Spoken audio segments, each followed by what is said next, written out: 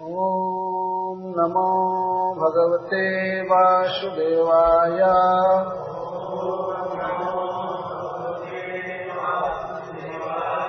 ॐ नमो भगवते वासुदेवाय।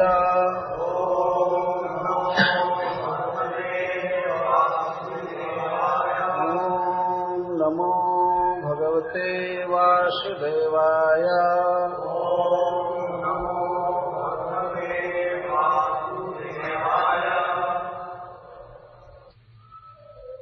श्रीशुक उवाच पितरावुपलब्धार्थौ विदित्वा पुरुषोत्तमः मा भोजति निजां मायां ततान जनमोहिनीम्।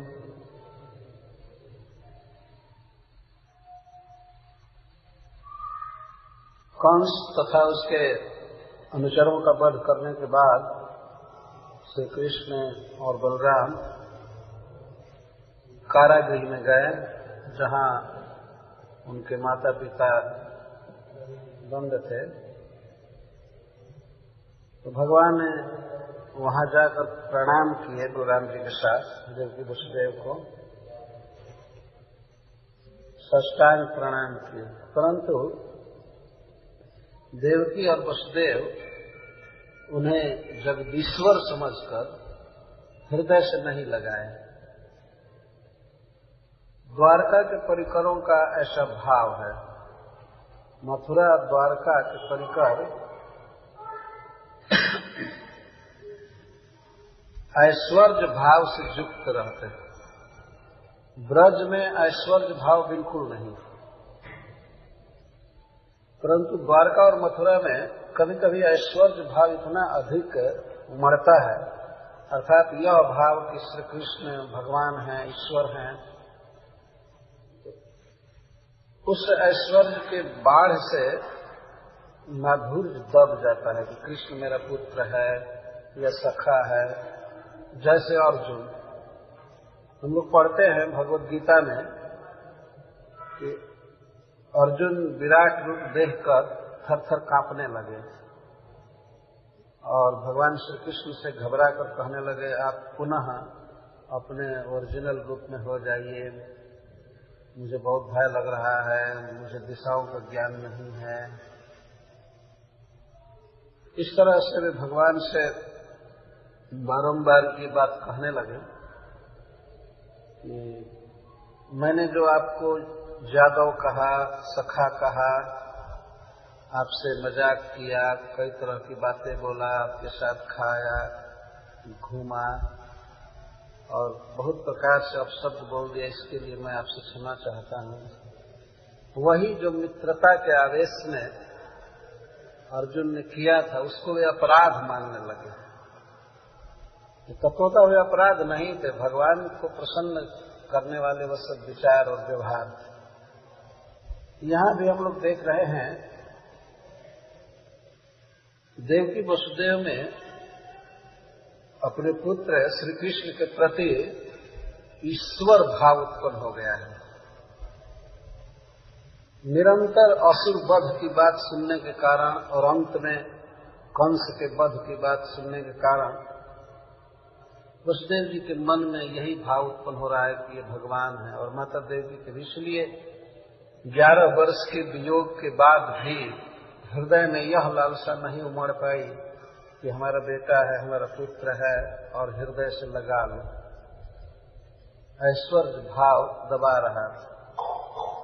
तो भगवान ने देखा कि हमारे माता पिता मुझ में ईश्वर भाव कर रहे हैं, तो वहां पर श्री कृष्ण अपने को थोड़ा फीका जैसा अनुभव करने लगे।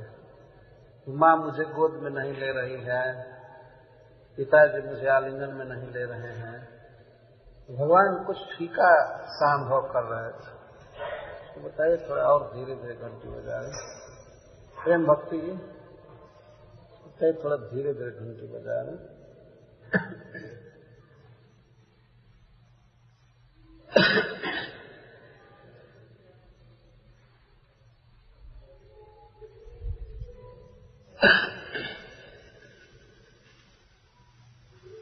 कोई भी पुत्र यह देखे कि इतने वर्षों के वियोग के बाद माँ हमें हृदय से नहीं लगा रही है, पिता भी आलिंगन में नहीं ले रहे हैं, तो पुत्र को जरूर है फीकापन अनुभव होगा। श्री भगवान भी वात्सल्य रस के भोक्ता हैं, महारसी। वे चाहते हैं कि उनके माता पिता उनके प्रति वात्सल्य भाव रखें, बच्चा कहें और अपने हृदय का प्यार ढाल दें कृष्ण के लिए पुत्र भाव से।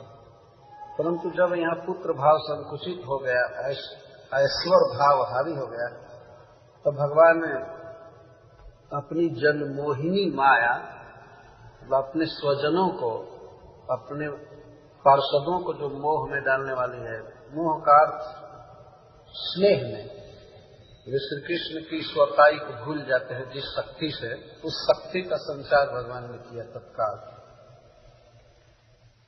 और शक्ति का संचार करके इसके बाद कहने लगे, मतलब वात्सल्यमयी प्रीति उत्पन्न करने के लिए भगवान इस प्रकार बोलने लगे। उवाच पितरावेत्य साग्रजः सात्वतर्षभः प्रश्रयावनतः प्रीणन् अम्बतातेति सादरम्। भगवान ने बहुत सट गए आकर के वसुदेव जी के पास और माँ देवकी के पास, दोनों भाई कृष्ण बलराम, और उवाच इस तरह से बोले, प्रश्रयावनतः, विनय से झुके थे दोनों भाई, और माता पिता में वात्सल्य प्रीति उत्पन्न करने के लिए संबोधन किए। अम्ब, तात, हे माँ, हे पिताश्री, इस तरह से बोले। बच्चे का संबोधन माता पिता के हृदय में स्नेह पैदा करता है। संस्कृत के जो संबोधन है वे बड़े सार्थक संबोधन है।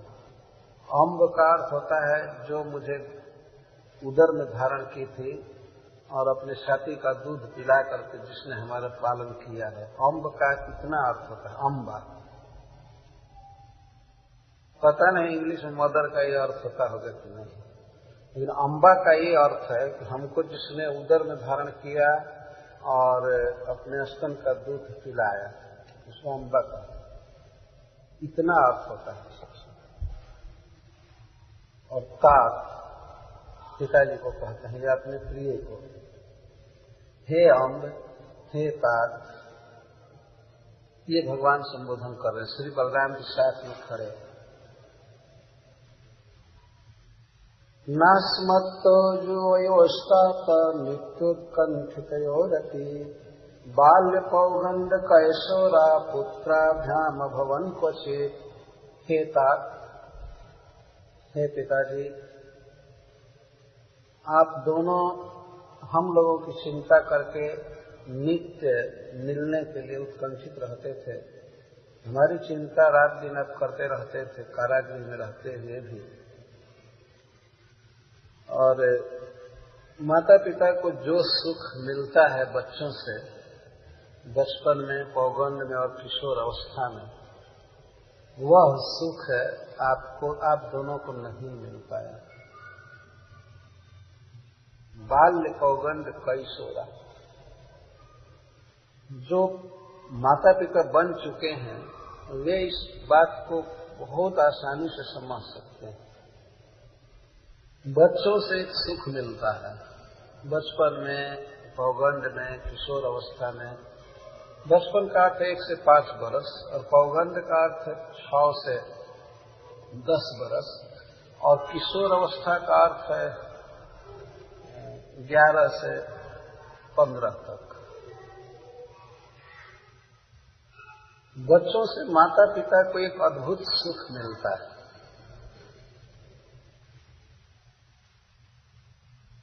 घुमा दीजिए आपकी, ऐसे फीका लगता है। हरे कृष्ण, दे दीजिए आपकी।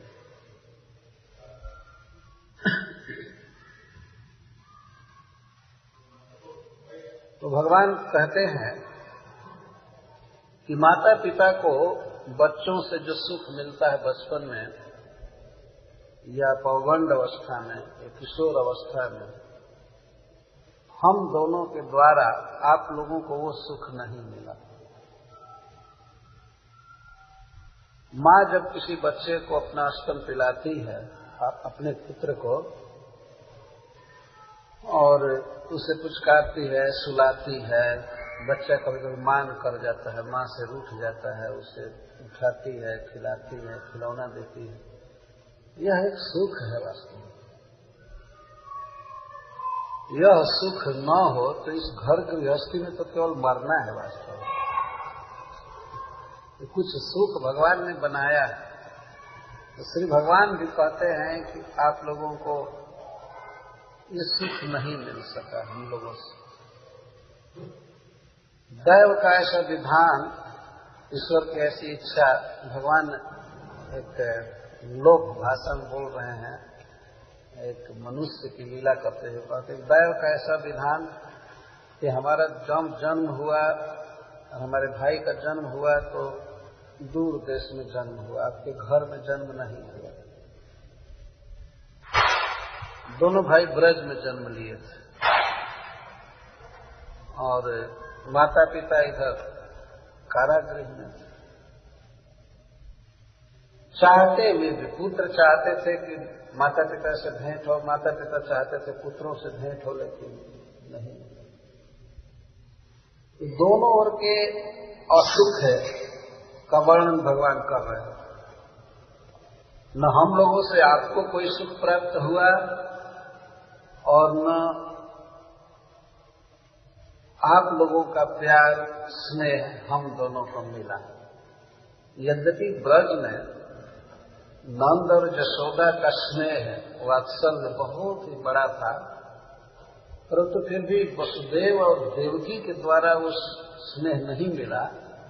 इसके लिए भगवान कह रहे हैं वो स्नेह मिलना चाहिए, सुख मिलना चाहिए। हे पिताजी, हे माँ, वो सुख हम लोगों को नहीं मिला। तो दोनों ओर से दुखी, नित्योत्कंठितयोरपि, नित्य उत्कंठितयो अपि। कितनी बड़ी लालसा होगी वसुदेव जी की, जिस पुत्र को वे रात्रि के समय पहुंचाए आए थे नंद बाबा के यहाँ, कितनी उनकी चिंता रहती होगी कि पुत्र कैसे है, स्वस्थ है, कैसे है, कब भेंट होगी। और मां देवकी उत्कंठित रहती थी। देवकी ने केवल एक बार दूध पिलाया था कृष्ण को कारागृह, और उसके बाद उसको कोई अवसर नहीं मिला। उसको थोड़ा कम कीजिए।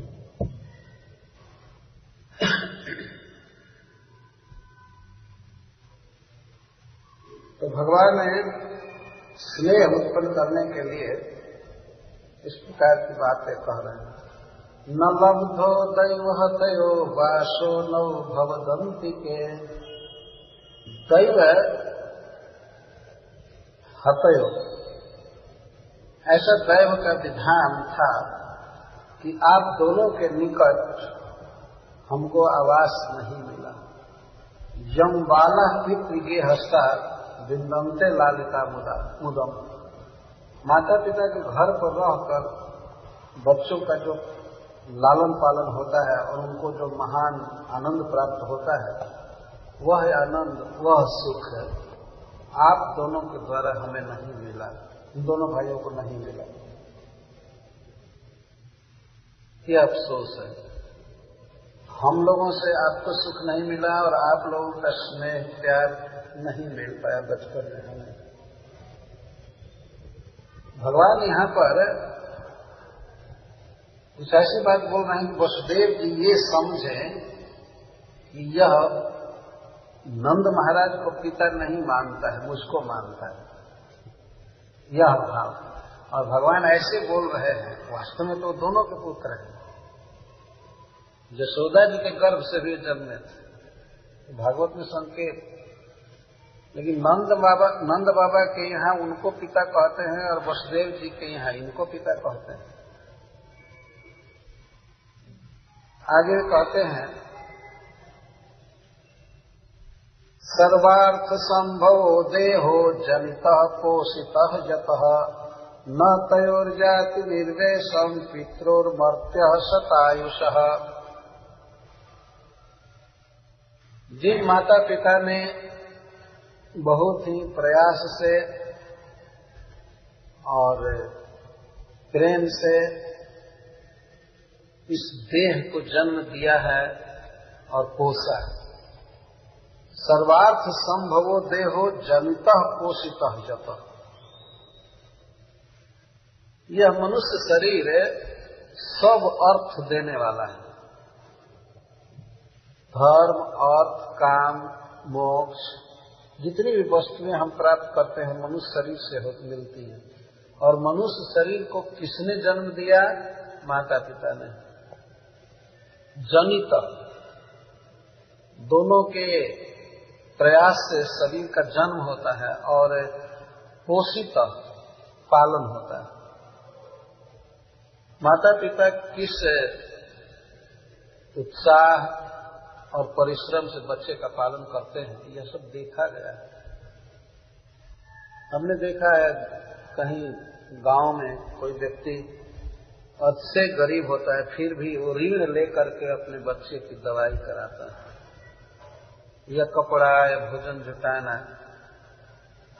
बड़ा होने के बाद हो सकता है हम अपने माता पिता के द्वारा किए गए उपकार को भूल जाए, लेकिन जो अच्छा व्यक्ति होगा वो कभी नहीं भूल सकता है। वास्तव में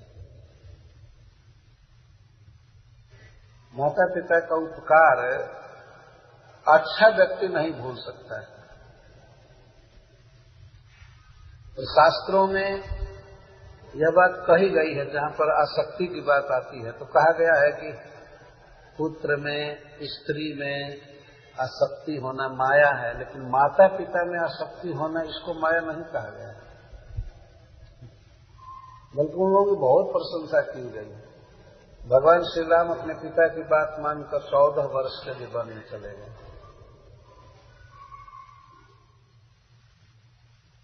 आज तो अपने पुत्र को कोई पिता कह दे कि एक दिन के लिए निकल जाओ घर से, तो पिता को ही निकाल देगा, भाई हम नहीं जाएंगे, तुम्हारे निकलने का समय है, तुम जाओ। पिताजी ने डायरेक्ट नहीं कहा, दशरथ महाराज ने डायरेक्ट नहीं कहा भगवान को, परंतु ये सुने कि इन्होंने वर दिया है माता कैकेयी को, बस पिता को प्रणाम करके और वन में निकल गए। कोई राज्य का लोभ नहीं। भगवान आए थे शिक्षा देने के मनुष्य को राज्य, धन आदि के प्रति आसक्त नहीं होना चाहिए। वनवास एक बहुत अच्छी स्थिति होती है। वन में बड़े बड़े ऋषि मुनि रहते हैं, उनसे सत्संग होता है, भगवत चर्चा होती है, जीवन का असली लाभ मिलता है। तो भगवान अपने माता पिता की बात मानकर वन में चले गए। श्रवण कुमार तीर्थ कराए थे। चैतन्य महाप्रभु जगन्नाथपुरी में अपने माँ की बात मानकर रहते थे, नहीं तो वृंदावन भाग रहे थे। माता सची ने कह दिया, बेटा मैं तुमसे यही मांगती हूँ कि तुम जगन्नाथपुरी में रहो। यहाँ रहने से कभी वहां से तुम गंगा स्नान करने के लिए आओगे, अथवा यहाँ से भक्त रथ यात्रा पर जाएंगे तो तुमसे भेंट होती रहेगी और तुम्हारा समाचार संवाद मिलता रहेगा। तो भगवान ने अपने परम प्रिय धाम वृंदावन में नहीं गए। एक बार गए, घूम करके और रहने लगे जगन्नाथपुरी में, माता की बात मानकर। कभी भी कोई भक्त नवद्वीप से जाता था जगन्नाथपुरी तो अपने माँ का समाचार खूब पूछते थे और रोने लगते थे, उसकी याद करते, और माँ के लिए जगन्नाथ जी का प्रसाद और प्रसादी वस्त्र माला भेजा करते थे। जबकि भगवान चैतन्य महाप्रभु सन्यासी थे, लेकिन फिर भी उन्होंने अपने माँ का इस तरह से आदर किया। उसका तो हृदय ऐसे ही टूट गया था। बेचारी विधवा हो चुकी थी और उसके बड़े लड़के विश्वरूप भी सन्यासी हो गए थे। निमाई थे, निमाई भी घर छोड़ दिए। अतः चैतन्य महाप्रभु का एक कर्तव्य था कि वे माँ की देखरेख करें। हम लोग श्रीमद् भागवतम सुन रहे हैं। श्रील सुखदेव गोस्वामी बोलते हैं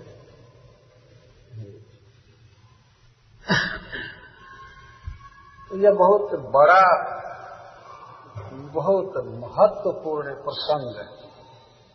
अपने माता पिता के पास भगवान कृष्ण और बलराम अपने भावों को व्यक्त कर रहे हैं और उसी संदर्भ में कहते हैं कि सर्वार्थ संभवो देहो जनितः पोषितः जतः। सब कुछ की प्राप्ति इस देह से होती है और यह देह जिनके द्वारा जन्म दिया गया, पोषा गया, न तयोर जाति निर्वेशम पितृर्मर्त्य सतायुषा। यदि कोई 100 वर्ष जिए युवक रह करके और माता पिता की रोज कई तरह से सेवा करे, कई प्रकार से, फिर भी माता पिता की सेवा का वो ऋण नहीं चुका सकता। इतना अधिक ऋण है उनका वास्तव में।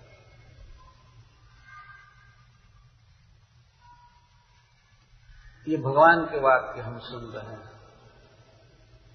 वो यह सुखदेव गोस्वामी का लिखा हुआ नहीं है, यह भगवान वेदव्यास देव साक्षात भगवान बोल रहे हैं।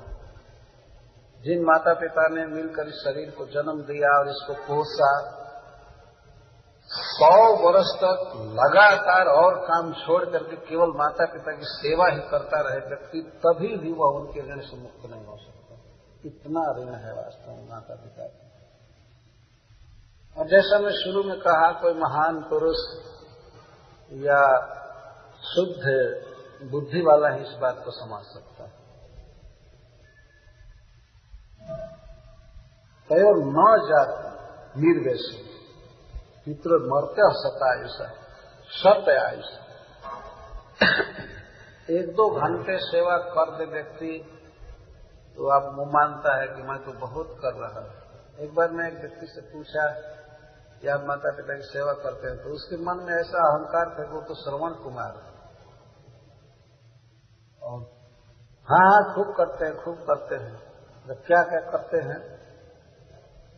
चरण दबाते हैं पिताजी का? नहीं, ये तो नहीं करते हैं, चरण नहीं दबाते।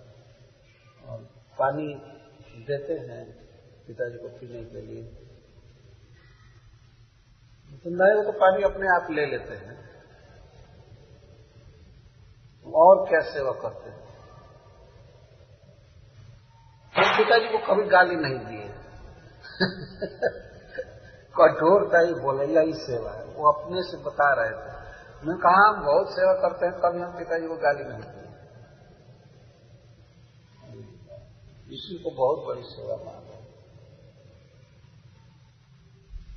ये कलयुग है वास्तव में। बुद्धि नष्ट हो गई है, लोगों को नहीं समझते। माता पिता के उपकार को मानना चाहिए। भगवान यहां कह रहे हैं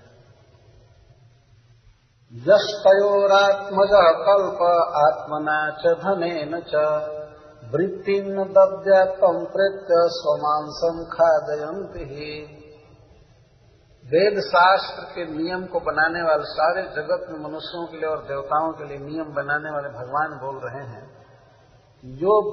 जो व्यक्ति कल्प समर्थ है, जो पुत्र समर्थ है सब तरह से, जिसके पास आरोग्य है, स्वस्थ शरीर है और धन भी है, और ऐसा हो करके भी आत्मना च धनेन च, देह से और धन से यदि माता पिता की सेवा नहीं करता है, तब जमराज के दूत उसी का मांस काट करके उसको जबरदस्ती खिलाते हैं नरक में। यदि कल्प पुत्र है, समर्थ है, पैसा भी है, शरीर भी ठीक है, और फिर भी माता पिता की सेवा नहीं करता है, तो प्रेत्य मरने पर नरक में स्वमांसम खाद्यन्ति।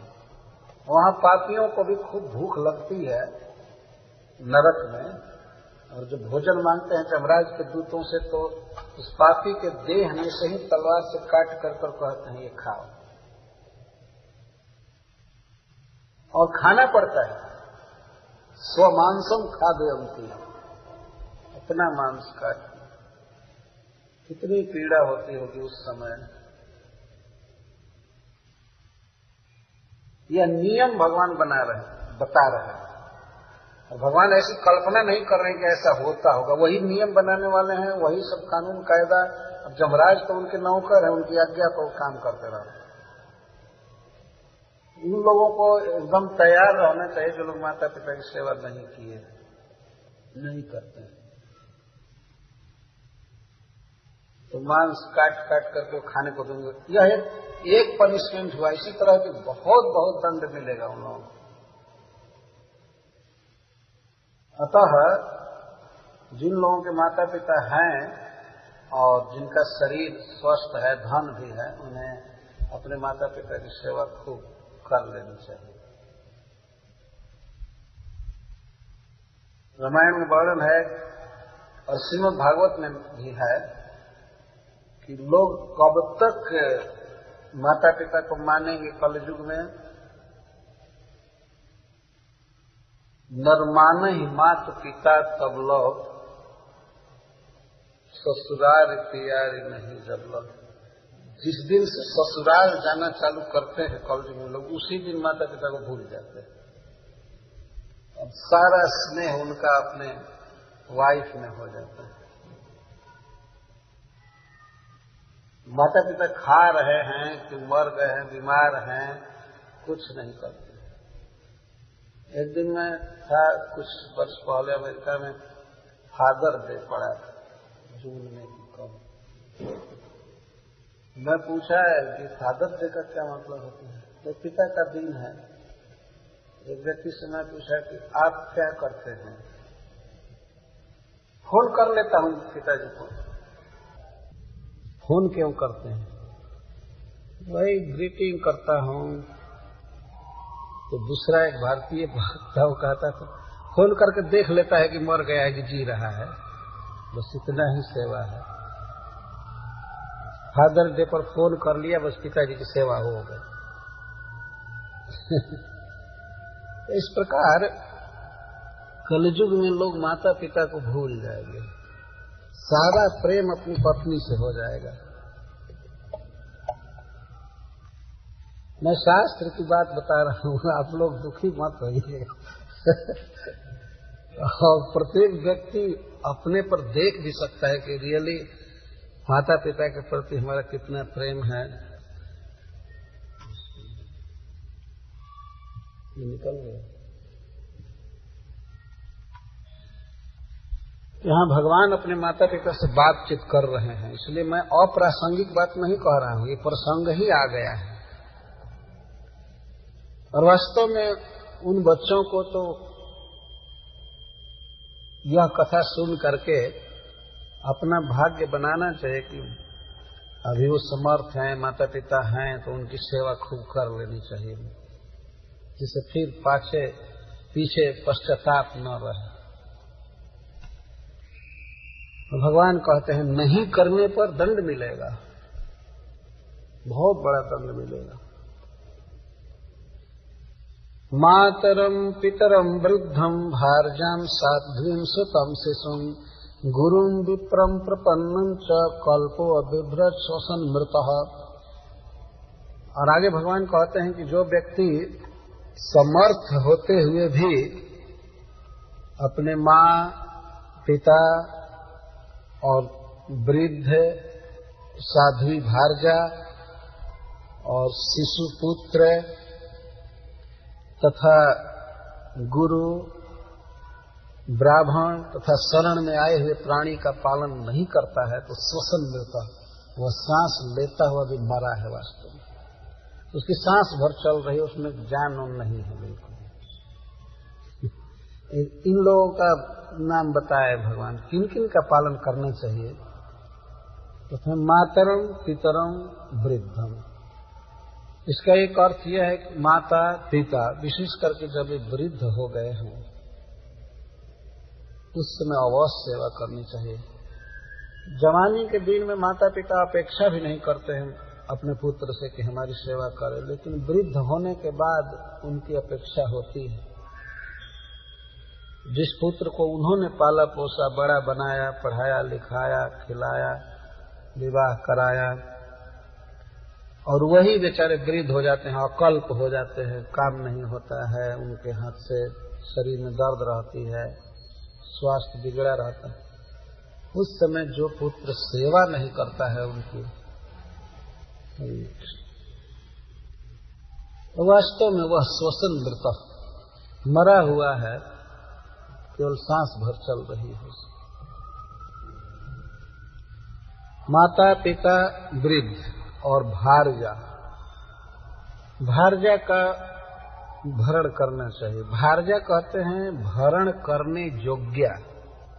पति भरण करता है अपनी पत्नी का, इसीलिए पत्नी को भार्या कहते हैं। उसको वस्त्र देकर और अलंकार देकर, घर देकर, सम्मान देकर, भोजन की सामग्री देकर, कई प्रकार से पत्नी का भरण करना पड़ता है, इसलिए उसको भार्या कहते हैं। इस देश में तो इधर स्त्रियां कहीं कहीं पत्नी ही भरण करती है पति का, कहीं कहीं ऐसा देखा जाता है। और चलो भाई, अगर पत्नी और पति दोनों अगर काम कर रहे हैं तब तो ठीक है, लेकिन केवल पत्नी ही कर रही है और पति जी ही भार्या बने हुए हैं, इसलिए तो उल्टा है।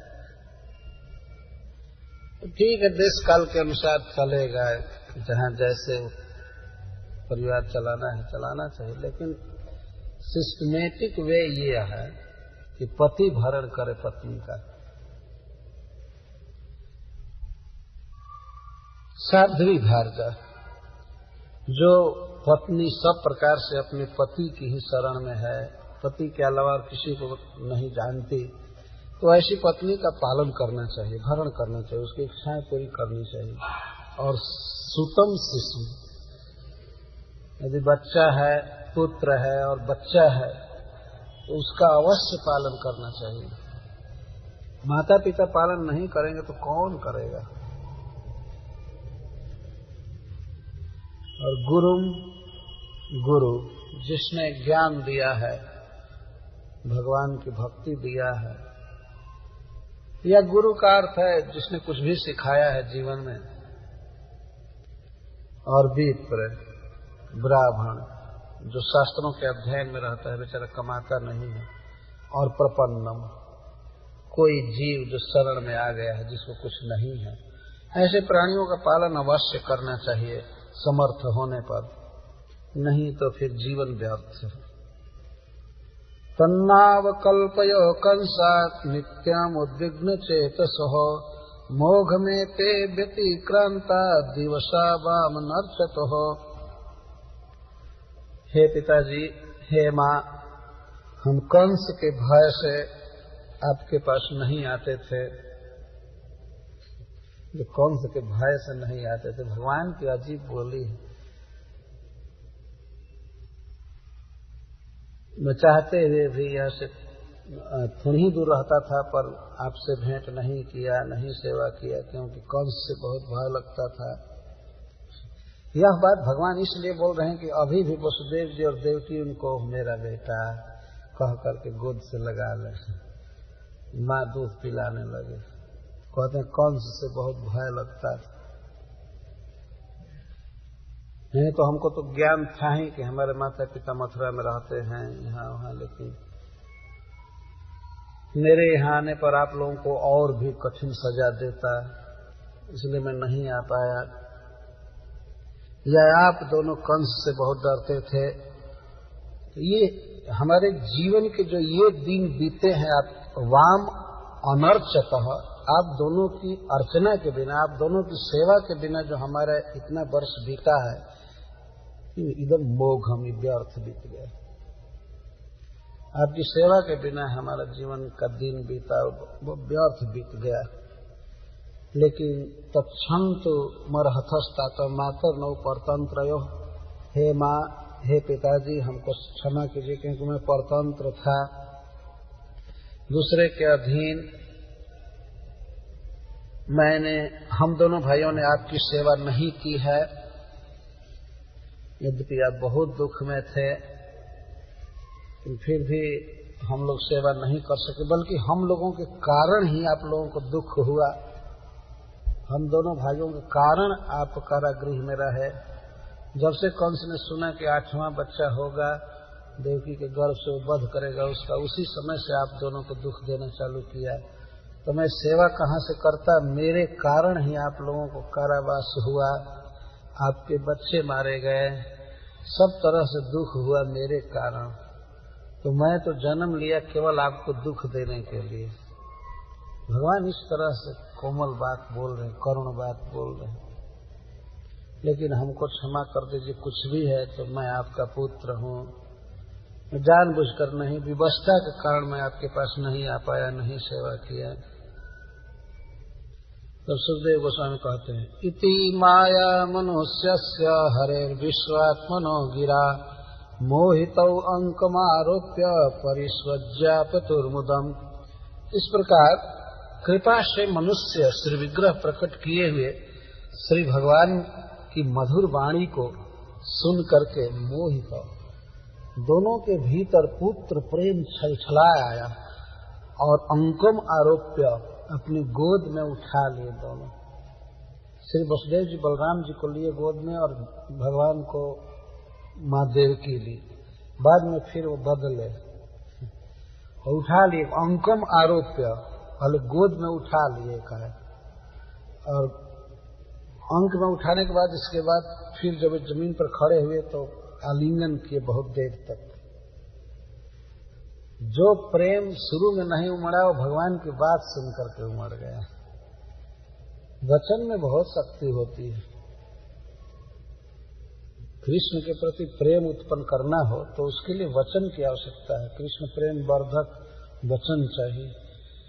सिंचंता वसुधारा भी स्नेह पासेन चावृतौ, स्नेह के बंधन में वो पूरी तरह बंध गए और आंखों से अजस्र आंसू की धारा बहने लगी।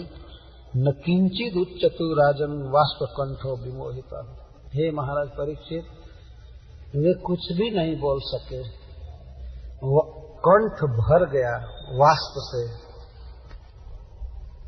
कभी कभी जब कम वाष्प भरता है तो वाणी निकलती है गदगद वाणी, टूटी हुई वाणी निकलती है, लेकिन बहुत ज्यादा वाष्प भर जाता है, आंसू जब गला में भर जाता है तो उसमें बोली निकल नहीं पाती।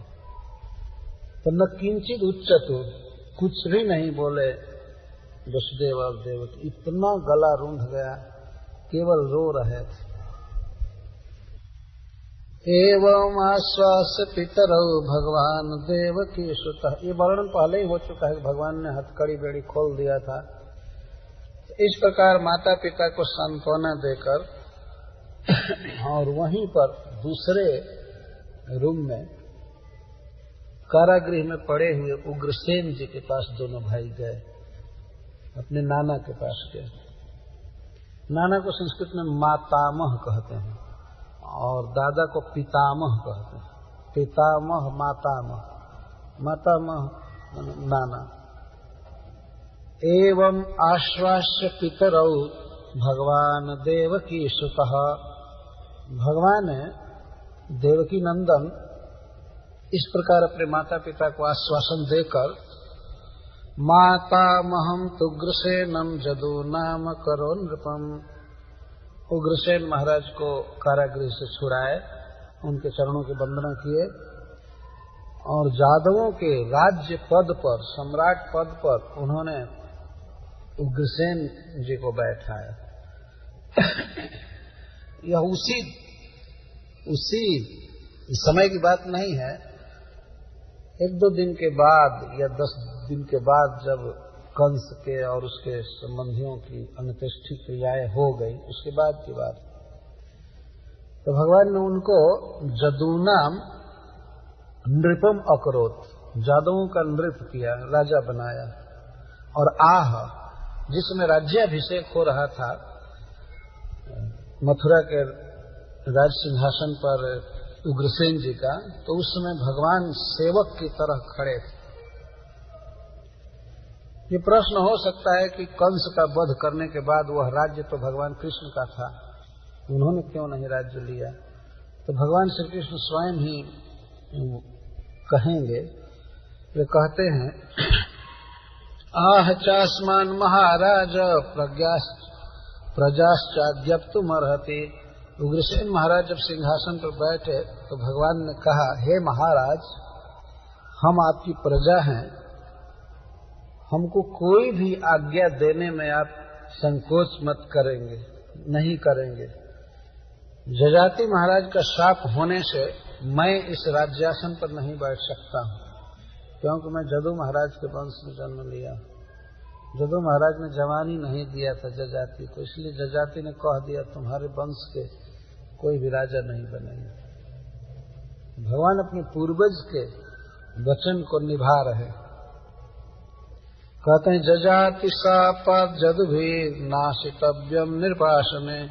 जजाति के शाप के अनुसार जदुवंश में जन्म लिया हुआ कोई भी व्यक्ति निर्वासन पर नहीं बैठ सकता। मयि भृत्ये उपासीने भवतो विबुधादयः बलिम हरन्त वनता किमुतान्ये नराधिपः। मैं आपका भृत्य हूँ, मैं आपका सेवक हूँ। मुझ सेवक के रहने पर देवता भी आपके सामने झुकेंगे, वे आपको उपहार देंगे। फिर किमुतान्ये नराधिपः, अन्य नराधिपा किमुत, फिर अन्य राजा आपके सामने झुकेंगे, आपके बस में हो जाएंगे। इसमें तो कहना ही क्या है, देवता भी आपके वश में होंगे, मैं आपका सेवक आपके साथ रहूंगा। भगवान किस तरह आदर करते हैं। समस्त विश्व के नियंता लक्ष्मी जी के भरतार भगवान उग्रसेन जी के सामने हाथ जोड़ करके रहते हैं हमेशा, और कहते हैं, हे देव, हमें आज्ञा दीजिए, मैं क्या करूं। और उग्रसेन जी भगवान की इच्छा को जानकर आज्ञा भी देते थे, ठीक है तुम इधर ये काम करो, ये काम पूरा करो, ऐसा करो, ऐसा करो। तब फिर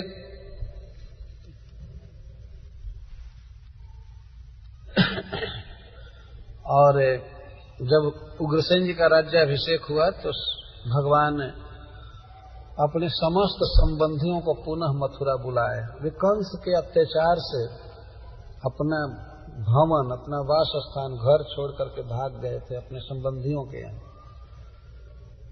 इस सबका पता लगाया भगवान ने और सबको पुनः बुलाया मथुरा में। सर्वान् स्वान् ज्ञाति संबंधान दिग्भ्यः कंस भयाकुलान जदु वृष्णन्धक मधु दासारः कुकुरादिकान सभाजितान समाश्वास्य विदेशावास कर्षितान न्यवासयत् स्वगेहेषु वित्तैः संतर्प्य विश्वकृत। जितने भी भगवान के संबंधी थे जादव, जिनकी बहुत सी शाखाएं हैं, जैसे जदु, वृष्णि, अंधक, मधु, दसार, कुकुर आदि, भगवान ने सबको विदेश से बुलाया। अपना स्थान छोड़ करके वे लोग रह रहे थे अपनी पत्नियों के साथ, बच्चों के साथ इधर उधर, इसलिए विदेशावास कर्षिता। विदेश में रहने से वे कृश हो गए थे, दुबले पतले हो गए थे। परदेश कलेश नरेशन को, राजाओं को भी परदेश में क्लेश होता है। परदेश से तात्पर्य है जहां अपना कोई अस्थायी निवास स्थान नहीं है, अपना कोई काम धंधा नहीं है और पूरे परिवार के साथ गुजारा करना है, घूमना पड़ता है। ऐसी स्थिति रह रह करके हुई है, इतिहास बताता है। कंस के अत्याचार से उब करके सब लोग भाग गए, तो भगवान उन्हें बुलाए, सभाजितान, उनका स्वागत किए, समाश्वास्य, खूब आश्वासन दिए, समझाए, और निवासयत् स्वगेहेषु, उनके अपने अपने घरों में पुनः उनको आवास दिलाए। वित्तैः संतर्प्य विश्वकृत, भगवान तो विश्वकृत हैं, विश्व को बनाए हैं। उन्होंने जितना धन चाहिए था संबंधियों को, जादवों को, सब धन की व्यवस्था की है और उनके घर भी सब दिव्य बन गए। वास्तव में मथुरा चिन्मय नगर है, जड़ जगत का वो नगर नहीं, स्पिरिचुअल सिटी है। तो भगवान के वहां रहने से सब घर चिन्मय हो गए और जादव आकर के सब रहने लगे। कृष्ण शंकर षणभुजैर गुप्ता लब्ध मनोरथः गृहेषु रे मिरे सिद्धा कृष्ण राम गत ज्वरा। कृष्ण और बलराम की भुजाओं से सुरक्षित ये जादव रहने लगे मथुरा में। लब्ध मनोरथा, उनके सारे मनोरथ पूरे हो गए, मन में जो भी अभिलाषाएं थी पूरी हो गई। गृहेषु रे मिरे सिद्धा, वे सब तरह से पूर्ण थे और अपने घरों में बड़े बड़े आराम से रहते थे, विहार करते थे। किसी घर में कोई व्यक्ति हो अपने परिवार में और उसे कोई दुख न हो, न धन का अभाव हो, न शरीर में कोई रोग हो, न बंधुओं में कलह हो, न किसी का भय हो, तो वास्तव में गृहाश्रम भी स्वर्ग है। लेकिन सब प्रकार की असुविधाओं से भरा हुआ गृहस्थ आश्रम है तो नरक ही है वास्तव में। धन न हो घर में, स्त्री बढ़िया से बात न करती हो, पुत्र घर पर कभी आता ही न हो, केवल कुसंग में बैठा हो इधर उधर, तो गृहाश्रम एक प्रकार से बहुत ही दुखद नरक।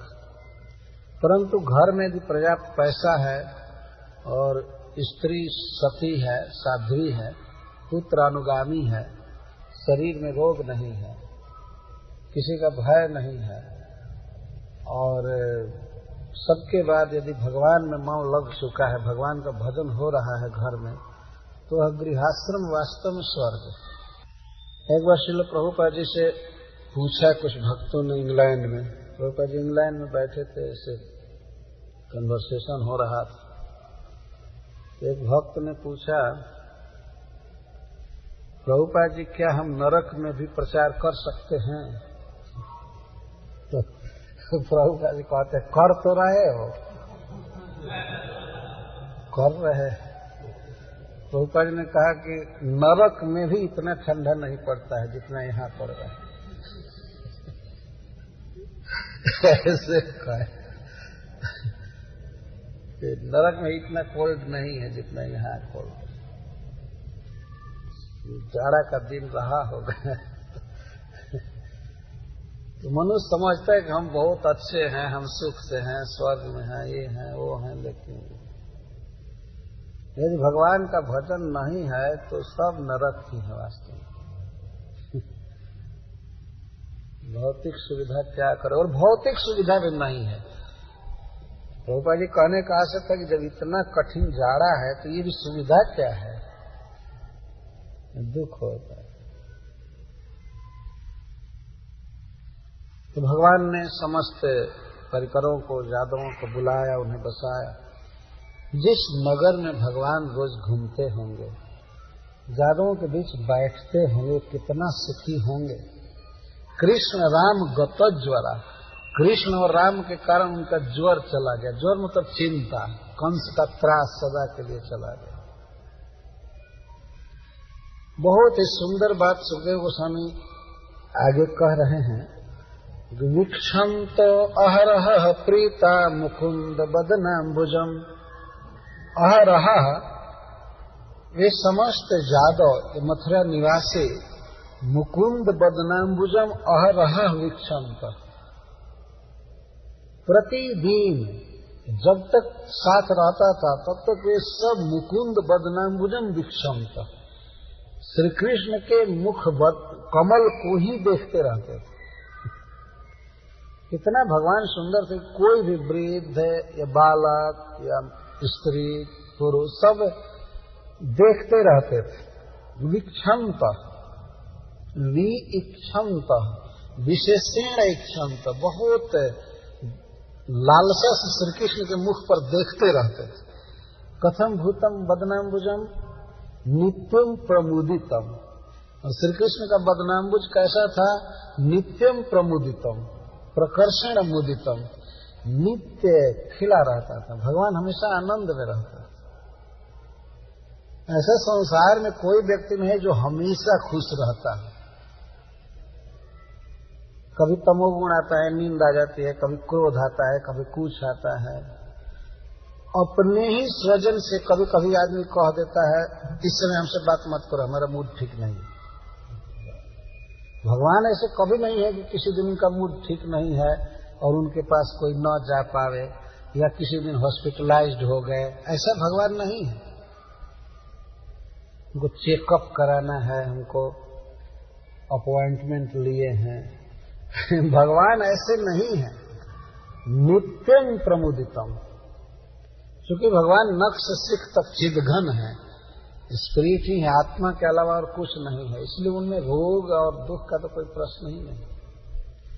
नित्य प्रमुदित रहते हैं। वास्तव में इसी को भगवान कहते हैं। जब भगवान ही दुखी हो जाए तब क्या उसकी शरण दूसरा कोई लेगा। कभी कभी कोई व्यक्ति जाता है किसी श्रेष्ठ व्यक्ति के पास, धन की दृष्टि से श्रेष्ठ है जैसे, तो पहले वो देखना चाहते हैं क्या कहाँ है, किस मूड में है, इस समय मिलूं कि नहीं मिलूं। लेकिन भगवान ऐसे नहीं है, आप किसी भी समय उनसे मिल सकते।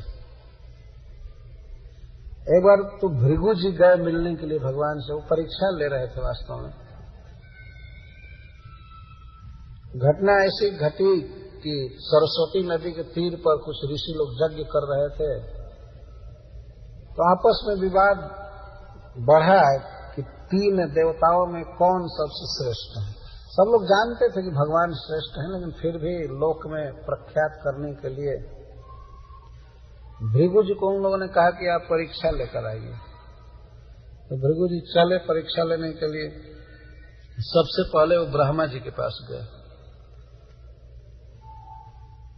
ब्रह्मा जी के वो पुत्र हैं, तो हर एक समय तो साष्टांग दंडवत करते थे ब्रह्मा जी को। आज परीक्षा लेनी थी ब्रह्मा जी के धैर्य की और अक्रोध की, तो उनको प्रणाम नहीं किए, सीधे गए। और पिताजी अपेक्षा करते थे कि प्रणाम करेगा, लेकिन कुछ नहीं किया। ब्रह्मा जी को बड़ा क्रोध हुआ कि पता नहीं कहां से इसकी आदत बिगड़ गई है, प्रणाम करना भी छोड़ दिया। भीतर बहुत क्रोध हुआ मन में, लेकिन एक दूसरा अज्ञान उत्पन्न हुआ, क्या करें, पुत्र है, अगर हम डांटेंगे भी तो सारे जगत में बेइज्जती फैलेगी कि इनका ही बेटा ऐसे हो गया। तो इसलिए वो डांटे नहीं, चुपचाप रहे। पहला तो यह था क्रोध होना, ये अपूर्णता थी। जो व्यक्ति अपूर्ण है उसी में क्रोध आता है, उसकी कोई कामना पूरी नहीं हुई है, इसीलिए क्रोध होता है। सम्मान चाहिए था ब्रह्मा जी को, क्रोध हुआ और मोह उत्पन्न हुआ कि मेरा बेटा है। ये परीक्षा हो गई। इसके बाद भृगु जी गए कैलाश। भगवान शिव इनके भाई लगते।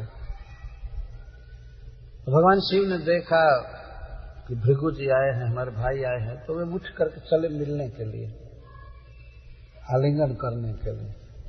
तो उनको आते हुए देख करके भृगु जी ने कहा, चल हट, अपना स्वरूप नहीं देखता है, आ रहा है मिलने के लिए। हड्डी लगाया है, मुंडमाल, सांप लगाया है, राख लगाया है, ऐसे तुम छूने लायक भी नहीं, आकर मिलना चाहता है। उन्होंने बाणी से बड़ा तिरस्कार किया, पिशाच कहेंगे, चलो हटो, कभी नहाना न धोना, श्मशान में रहना ऐसे। भगवान शिव को प्रचंड क्रोध होगा और उठाए त्रिशूल और सोचे कि अब इसको जान से ही मार देंगे। और मारने के लिए चले, लेकिन पार्वती जी ने चरण पकड़ करके कहा, छोड़ दीजिए, भाई हैं, गलती हो गई, तो समझाए तो मान लो। और भृगु जी गए बैकुंठ। बैकुंठ गए तो उस समय भगवान शेष सज्जा पर लेटे हुए थे और श्री जी चरण दबा रहे थे। देखिए कितनी कठिन परीक्षा ले रहे हैं। जा करके भगवान के छाती में लात मार है, आलसी कहेंगे, हमेशा सोए रहते हैं। इस तरह से कहा उन्होंने। और भगवान तो उठे, उठ करके बेड से नीचे हो गए और भृगु जी के चरण को पकड़कर सहलाने लगे हाथ से कि मेरा वक्षस्थल बहुत कठोर है, आपके कोमल चरण कमल में घाव लग गया होगा, मुझे आपके आने का पता नहीं था, नहीं तो मैं आपका स्वागत किया होता। बहुत कृपा किए, आपके आगमन से यह वैकुंठ धन्य हो गया, मैं धन्य हो गया, मेरा देह पवित्र हो गया। भगवान बार बार चरण सहलाने लगे। यह दृश्य देखकर सुनकर भृगु जी रोने लगे कि आंखों से आंसू बहने लगा। इसको भगवान कहते हैं यह व्यक्ति पूर्ण है, कोई क्रोध नहीं, कामना नहीं, कुछ नहीं। तो जिसमें क्रोध आ जाए और कुछ कामना हो जाए तो वो भगवान कैसे है? अब आकर भृगु जी ने सारा इतिहास कहा ऋषियों के समाज में, तो सबों ने, जिनको डाउट था पहले, वो लोग भी मान लिए कि वास्तव में भाई भगवान तो भगवान है, विष्णु ही भगवान है। सबने स्वीकार कर लिया। तो नित्यम प्रमुदितम पर मैं यह कह रहा हूं कि भगवान हमेशा प्रसन्न रहते हैं और उनकी अभिलाषा रहती है कि कोई हमारे पास आवे, हमसे कुछ मांगे। इस संसार में तो लोग ऐसे मुंह लटकाए रहते हैं कि उनसे कोई मांगे नहीं। है भिखमंगों को आते हैं, देखते हैं तो दरवाजा खोल के बंद कर लेते। भगवान की यही इच्छा रहती है कि कोई हमसे मांगे। इतना अपार वैभव है कि भगवान को देने से वो घटने वाला नहीं है, वो नित्य बढ़ता रहता। नित्यम प्रमुदितम श्रीमत् सदैव स्मित वीक्षणम। और श्री कृष्ण कैसे रहते हैं मथुरा में? स्नेह भरी मुस्कान से युक्त उनका मुखमंडल रहता है। स्नेह और स्मित से देखते हैं कृष्ण किसी पर। इस कारण से जब सब लोग कृष्ण को देखते हैं तो तत्र प्रवयसो प्यासन जुवानोति बलौजस पिबंतो क्षैर मुकुंदस्य मुखाम्बुज सुधामुः। मुकुंद के मुखाम्बुज सुधा का पान करते रहते हैं मथुरा के लोग, इसीलिए वहां के प्रवयस अतिशय वृद्ध लोग भी फिर से पूर्ण युवक हो गए। अति बलौजस। देखिए भगवान के दर्शन का प्रभाव। मुकुंद के बदनाम्बुज सुधा को, अमृत को पी करके, मतलब रूप को देख देख करके, प्रवयस है अति, जिनका प्रकृष्ट वयस हो चुका था, एक ही 90 वर्ष के भी वृद्ध या 95 वर्ष के वृद्ध भी पुनः जुआन और अति बलौजस, उनका बल बहुत बढ़ गया था और पूर्ण युवक हो गए थे भगवान को देख करके। कुछ खा करके नहीं, कोई कायाकल्प करके नहीं, भगवान को देख करके सब युवक हो गए थे। ये है भगवान के शरीर का, भगवान के स्वरूप का विशेषत्व। देखने से आदमी युवक हो जाता है। भगवान के रूप में, भगवान के वाणी में, गंध में बहुत शक्ति है।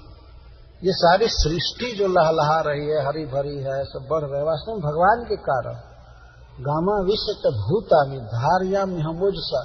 भगवान कहते हैं मैं पृथ्वी में हूँ, मैं ही समस्त प्राणियों को जिला रहा हूँ, खिला रहा हूँ, धारण कर रहा हूँ। और वही साक्षात परब्रह्म, परमानंद घन मूर्ति भगवान जहाँ बैठे हों, चलते हों, खाते हों, और उनको रात दिन जो देख रहे हैं, उनमें कैसे बुढ़ापा आ सकती है? जो लोग चाहते हैं कि बहुत दिन हम युवक रहें, उनको बहुत देर तक भगवान पर देखना चाहिए। वास्तव में युवक हो जाते हैं। यह कोई भावुकता की बात नहीं कही जा रही है। भगवान के दर्शन में वो शक्ति है। मंदिर में आना चाहिए।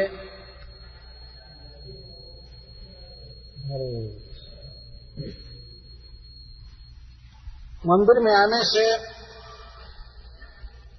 ये तो लाभ होता है कि हम भगवान को देखते हैं, लेकिन सबसे बड़ा लाभ ये होता है कि भगवान हमको देख लेते हैं। वे दृष्टि डालते हैं।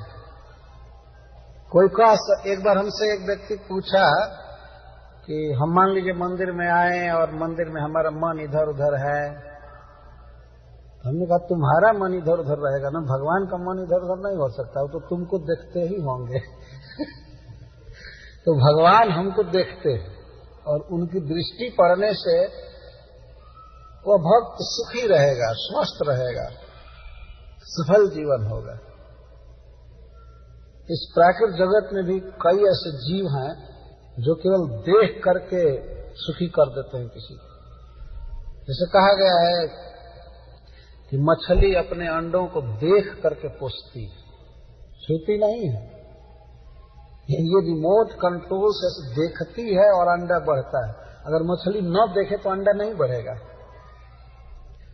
कछुआ स्मरण करता है अपने अंडे का और उसके केवल स्मरण करने से अंडे बढ़ते रहते हैं।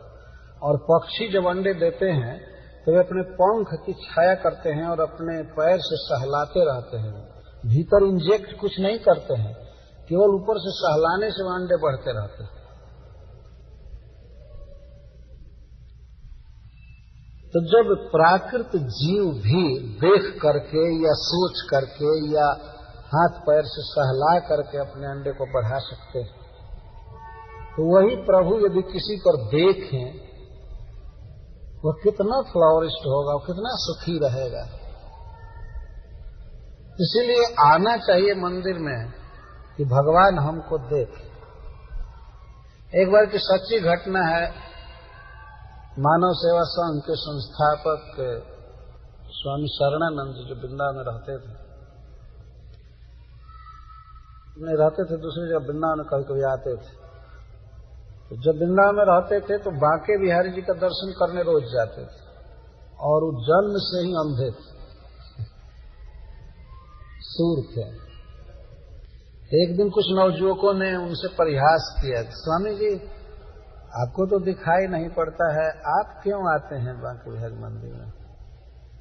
तो उन्होंने कहा कि बांके बिहारी जी भी अंधे हो गए क्या? तो मैं अंधा हूं ना, वो तो अंधे नहीं है ना, वे हमको देख लेते हैं। मैं इसीलिए आता हूं कि हमारे प्रभु हमको देख लें कि ये सेवक हाजिरी दिया है, आ गया है। तो मैं उनको नहीं देख सकता, लेकिन वे तो देख सकते हैं ना। इसलिए भी मंदिर में आना चाहिए कि भगवान हमको देखें। उनकी दृष्टि से ही सृष्टि हुई है, ऐसा शास्त्र कहता है। प्रकृति पर उन्होंने ईक्षण किया, देखा और प्रकृति सारे जगत को रच दी। भगवान की दृष्टि में बहुत शक्ति है। कितना देर अपने घर में बैठे रहते हैं इधर उधर, मंदिर में आने में पैर में लगता है कि पहाड़ बांध दिया गया। और जबकि भगवान ने इतनी सुविधा दिया है, फास्ट चलने वाली कार दिया है, सब दिया है, फिर भी बहुत कम लोग आते हैं मंदिर। आना चाहिए दौड़ दौड़ करके। और अपने घर पर भी भगवान को रख सकते हैं, वहां वो दृष्टि डालेंगे, हम उनको देखें, वे हमको देखें। यही तो भक्ति है। हम उनकी सेवा करें, वे हम पर स्नेह से देखें। उनका देखना ही हमारी सबसे बड़ी सेवा होगी।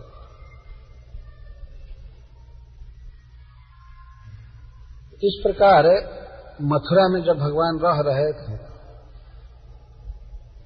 तो अति वृद्ध लोग भी युवक हो गए थे।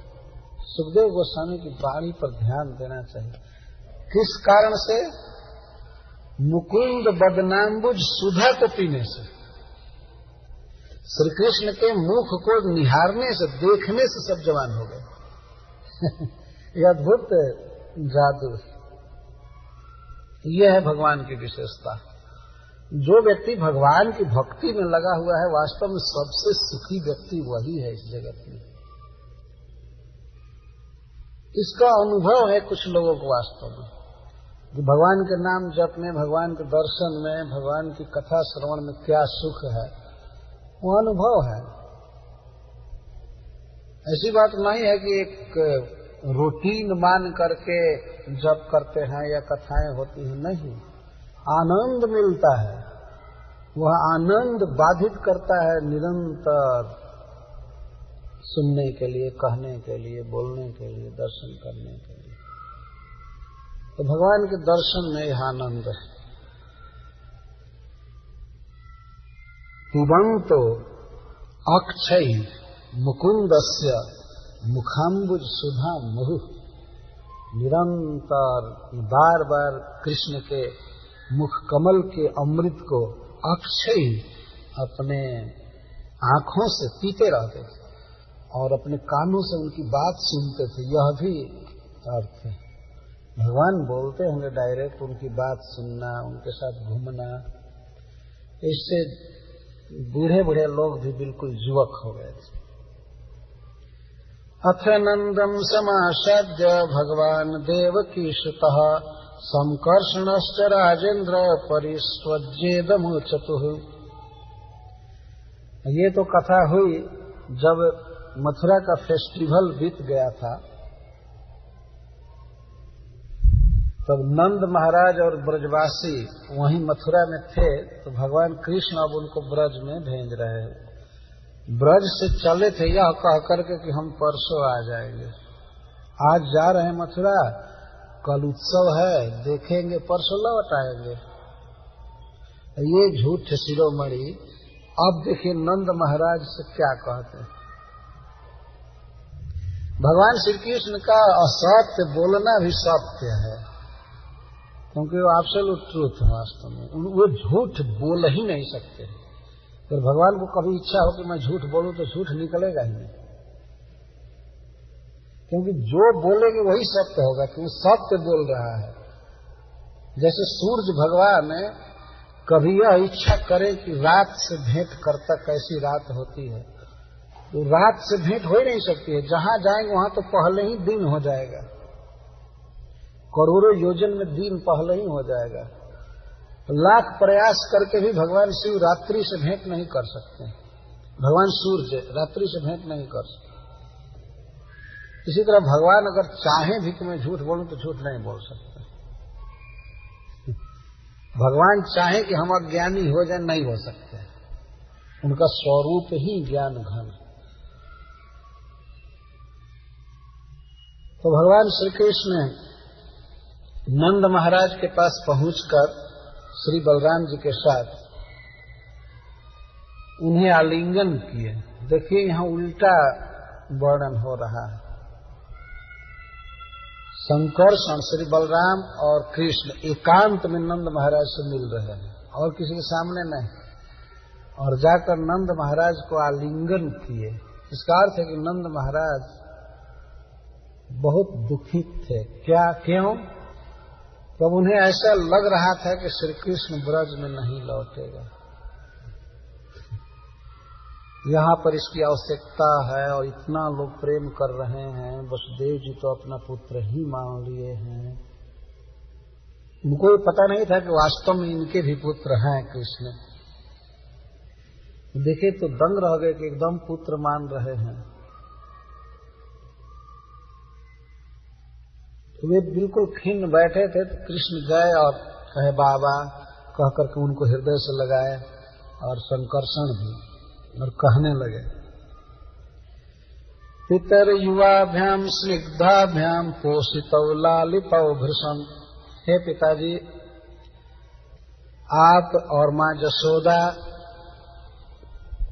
ही वास्तविक हमारे माता पिता है, क्योंकि जन्म देने से क्या होता है, असली में जो पालन करता है, पोषण करता है, वही माता पिता है। इनके कहने का आशय था कि आप लोगों ने न केवल हमको जन्म दिया, बल्कि जन्म के साथ साथ पालन किया, पोषण किया। ये भाव है उनके पास। भगवान उनके पास ऐसा नहीं कह सकते कि देवकी वसुदेव ने हमको जन्म दिया, नहीं, वो उनके पास कहेंगे। नंद बाबा के पास ये नहीं कह सकते, और चूंकि इसलिए कि वास्तव में इनके यहाँ उनका जन्म हुआ। नंदस्त्वात्मज उत्पन्न जाता हलादो महामना, ऐसा लिखा गया।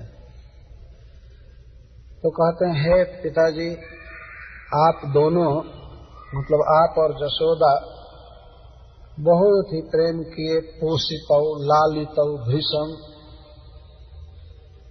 ऐसे कोई भी माता पिता अपने पुत्र से प्रेम करते हैं, लेकिन आप लोगों ने जो प्रेम किया वो अन्य माता पिता से अधिक किया।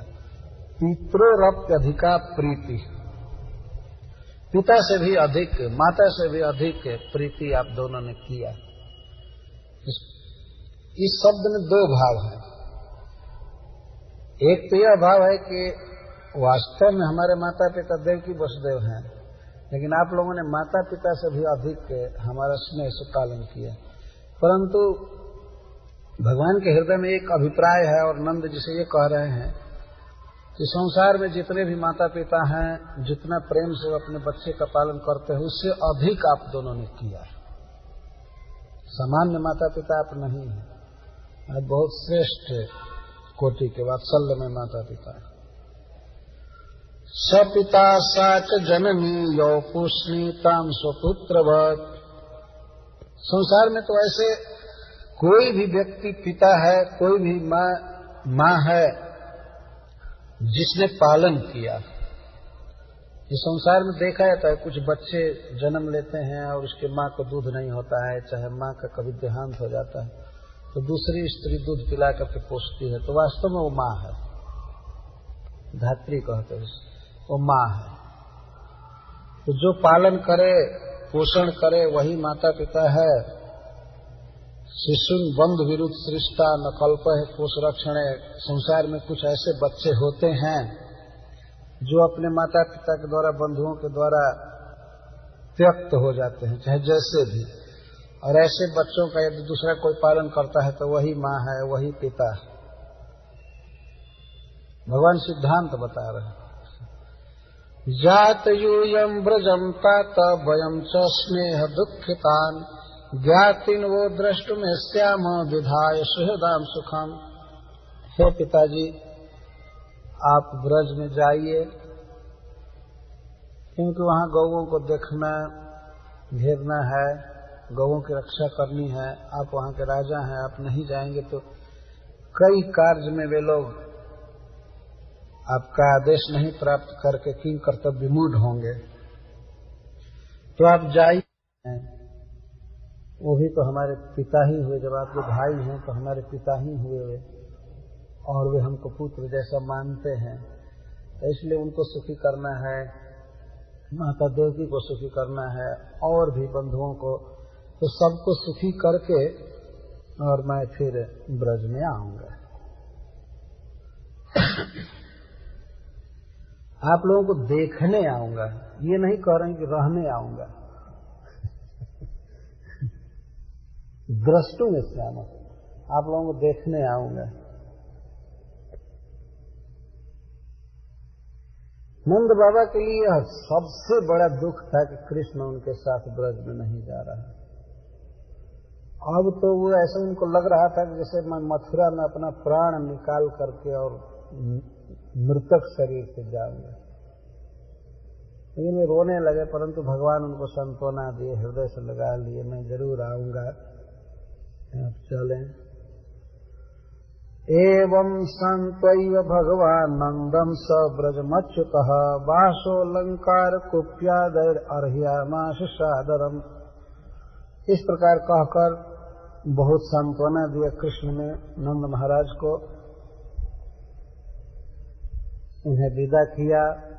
मथुरा से बहुत सुंदर सुंदर कपड़ा खरीद कर दिया भगवान ने। गांव पड़ता था ब्रज में, यहाँ से जो भी शहर से गांव में जरूरी सामान था भगवान ने सब दिया, बैलगाड़ी पर लादा।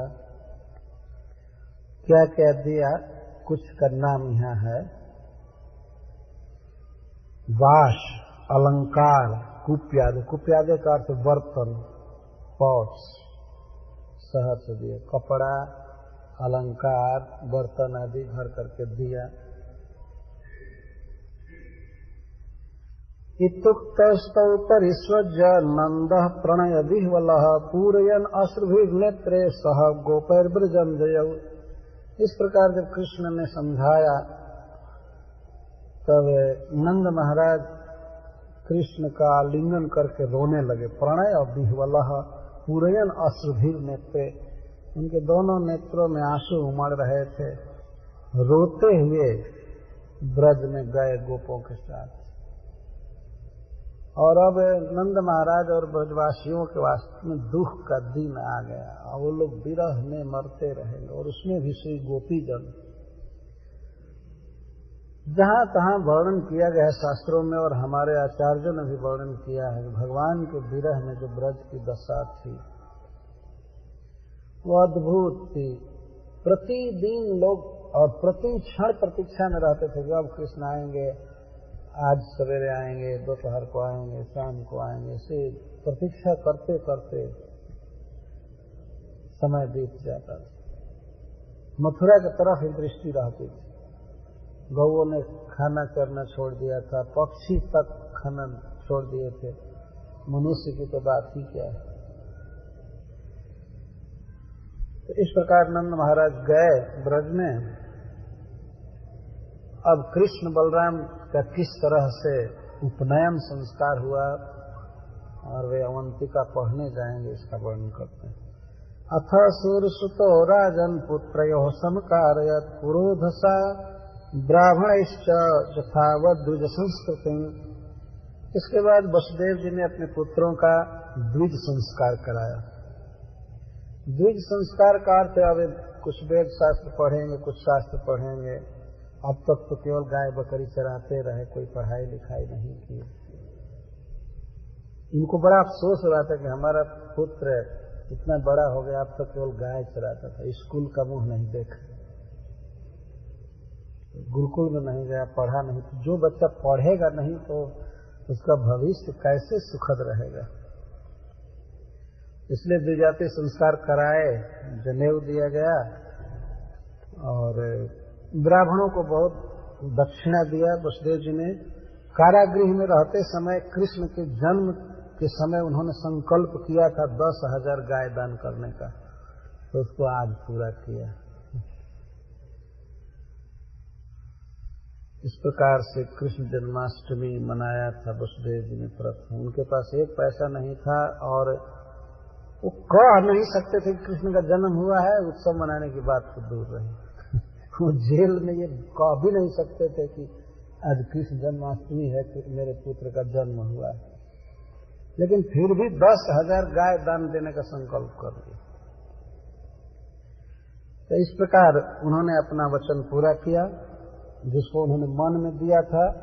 यह कृष्ण राम जन्मर्क्ष्य मनोदत्ता महामति। महाबुद्धिमान वसुदेव जी जिसको मन में दिए थे उसको आज प्रकट दिए। और संस्कार प्राप्त करने के बाद गर्गाचार्य से गायत्री ग्रहण किए दोनों भाई। और इसके बाद उन्हें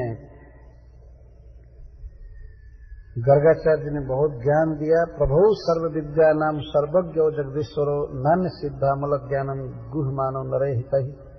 भगवान ज्ञान प्राप्त किए और इसके बाद गुरुकुल में रहने के लिए गए। बिना गुरुकुल में रहे किसी को ज्ञान प्राप्त होता नहीं है, विद्या नहीं मिलती। पढ़ाई करने के लिए घर से दूर रहना चाहिए। घर पर रहने से पढ़ाई ठीक से हो नहीं पाती। तो भगवान श्री बलराम जी के साथ अब गए अवंतीपुर। अवंतिका उज्जैन को कहते हैं, संस्कृत में है अवंतिका या उज्जैनी। बहुत वर्षों तक उज्जैनी भारतवर्ष की राजधानी रही। मालवा क्षेत्र है उज्जैन, तो वहां गए पढ़ने के लिए। जथोपसाद तौ दान्तौ गुरो वृत्तिमन हिंदितान ग्राहयन्तौ केतौ स्म भक्त्या देव निवाद्रितौ। वहां गए, जो भी ब्रह्मचारी के नियम हैं, जितेंद्रिय रह करके गुरु की सेवा करना और रात दिन पढ़ने में लगे रहना। गुरु जी जो भी बोलते थे सिखाते थे उसको ये दोनों ग्रहण कर लेते थे। इनके शुद्ध भाव से सेवा से प्रसन्न होकर गुरु ने इन्हें संपूर्ण वेदों को पढ़ाया और अंगों के सहित वेदों को पढ़ाया, समस्त उपनिषदों को पढ़ाया। इसके साथ ही साथ धनुर्वेद और न्याय, नीति शास्त्र तथा राजनीति तथा ब्रह्म विद्या, 6 प्रकार की राजनीति पढ़ाए और केवल 64 दिन में। एक बार गुरु जी बोल देते थे, बस इन दोनों को धारण हो जाता था। वो तो नाटक था, इनको तो सब पहले से ही आता है। वेद शास्त्र सब भगवान का निश्वास है, लेकिन केवल लोग को शिक्षा देने के लिए कि पढ़ना चाहिए, विद्या अर्जित करनी चाहिए, जरूरी है, इसके लिए भगवान ग्रहण कर रहे थे। 64 दिन 64 रात पढ़ते रहे, रात में 1 मिनट भी सोए नहीं दोनों भाई। विद्या ऐसे पढ़नी चाहिए, यहाँ लिखा गया। विद्यार्थिना कुतो सुखम, जब विद्या प्राप्त करना चाहता है उसको सुख कैसा, जो सुख चाहता है उसे सोच लेना चाहिए कि हमको विद्या से कोई मतलब नहीं, और जिसको विद्या चाहिए उसे सुख के फेर में नहीं पढ़ना चाहिए। पढ़ना है तो खूब मन लगाकर पढ़ना चाहिए। वास्तव में संसार भूल जाए एकदम। पहले के सब लड़के भोर में पढ़ते थे, हम लोगों के समय तक भोर की पढ़ाई चलती, तो अब तो भोर में कोई नहीं पढ़ता है। 12-1 बजे तक टीवी देखते हैं, इसके बाद अब तो सारी पढ़ाई टीवी में आ गई। सब विद्या कहाँ धारण करें, क्या याद रहता है, कुछ भी नहीं, सब तो कंप्यूटर में भरा रहता है, यहाँ नहीं रहता है कुछ भी, खाली हो गया है ना। अब अगर जोड़ना होगा 2-4 सौ इधर उधर तो कुछ काउंटिंग मशीन लेंगे, चाहे कुछ करेंगे, ऐसे नहीं है कि जोड़ करके बता देंगे। पहले के लोगों से पूछा जाता था ये श्लोक कहाँ है, कैसे, तत्काल बता देते थे। अब आप किसी से पूछिए तो कंप्यूटर चालू करेगा, कहाँ पर है वो श्लोक। ये दिमाग चला गया कंप्यूटर में। इसीलिए पढ़ना पड़ता है, रखना पड़ता है बचपन में। हमारे यहाँ गुरु जी थे, भोर में पढ़ाते थे, लड़कों को जब झपकी आती थी तो सबके शिखा को ऊपर रस्सी से बांध देते छप्पर से, और जो भी किसी को झपकी आती थी तो ब्रेक जैसे टांगता था, जग जाता था और रखने लगता था। इस तरह से पढ़ाई होती थी। तो भगवान रात दिन पढ़े, कभी सोए नहीं, रखते रहे। सर्वं नरवर श्रेष्ठ सर्व विद्या प्रवर्तक सकृत निगद मात्रेण तौ संजगृहतुर्नृपा। हे महाराज परीक्षित, कृष्ण और बलराम समस्त मनुष्यों में श्रेष्ठ हैं और वास्तव में सर्व विद्या प्रवर्तक, समस्त विद्या सब ज्ञान के तो वही आदि उपदेशक हैं, आदि गुरु हैं। इस सकृत निगद मात्रेण, एक बार केवल उच्चारण करने से सारी विद्या ग्रहण कर लिए। और गुरु जी बहुत तेज रफ्तार से बोलते थे और ये सब ग्रहण कर गए। अहोरात्र ही चतुष्टया संयतो तावती कला, रात दिन पढ़े और 64 दिन में 64 विद्या कला सब पढ़ गए कंप्लीट। ऐसा नहीं कि थोड़ा थोड़ा, पूरा पूरा मास्टरशिप कर लिए। जब दोनों लड़के पढ़ लिए और उन्हें इच्छा व्यक्त किया कि अब तो हम पढ़ ही लिए, अब जाना चाहते हैं, तो गुरु दक्षिणाचार्यम छंदयामास तुर्नृतम। दोनों भाई हाथ जोड़कर पूछे कि हे गुरुदेव, हे गुरु महाराज, हम आपको क्या दक्षिणा दें।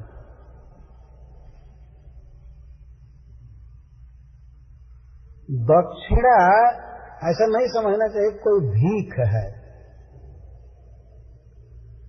दक्षिणा वास्तव में यह इस गुरु के द्वारा जिसने ज्ञान दिया, जिसने पढ़ाया, उसका एक ऋण होता है, उस ऋण को उतारा जाता है दक्षिणा देकर। आजकल दक्षिणा देने वाले लोग समझ सकते हैं कि हम कृपा कर रहे हैं किसी पर।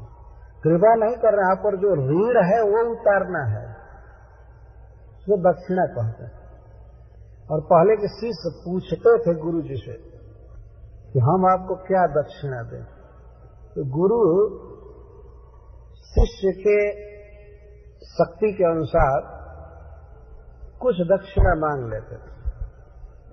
आजकल के गुरु से अगर ऐसा शिष्य कहे तो कहेगा तुम सारा धन अभी हमको दे दो,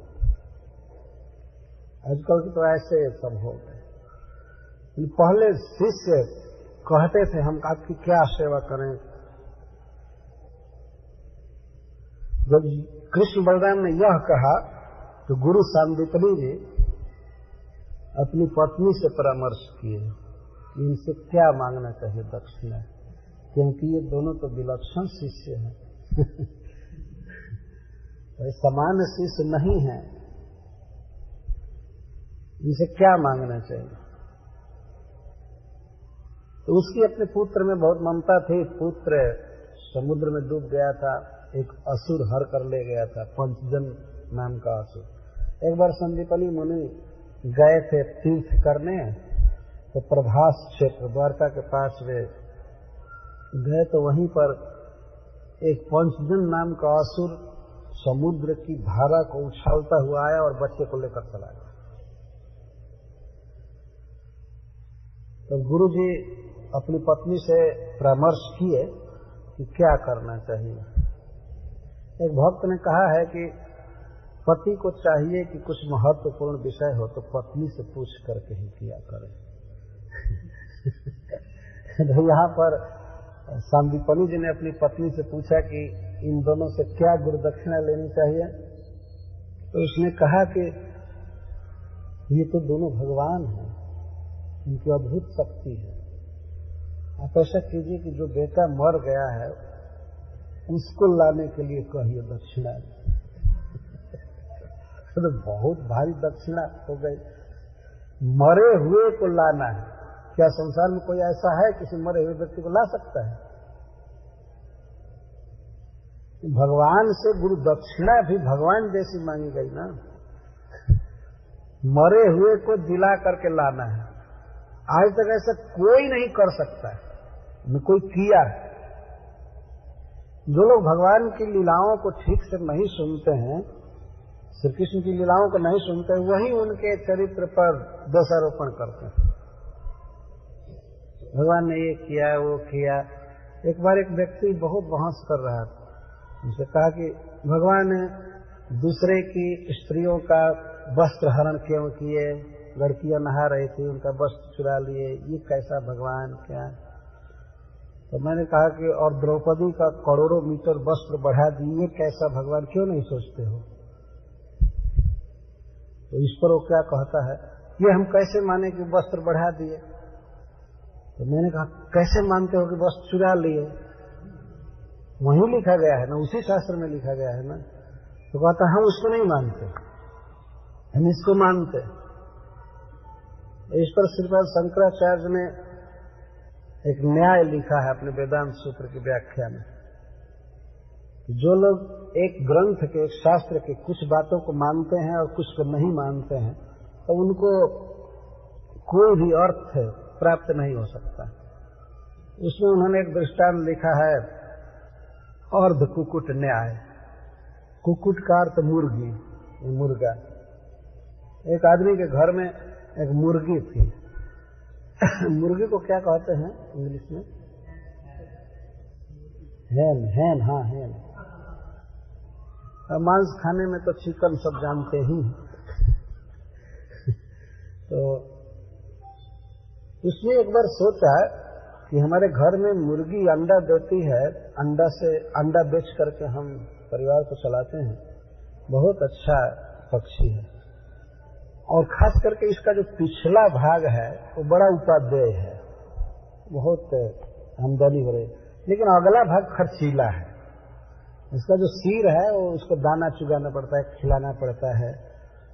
इसका जो मुख है वो एक्सपेंसिव है, पिछला भाग बड़ा प्रोडक्टिव है, बड़ा अच्छा है। तो उसने सोचा कि इसका अगला भाग काट देना चाहिए, खर्चा बच जाएगा, अंडा आता रहेगा।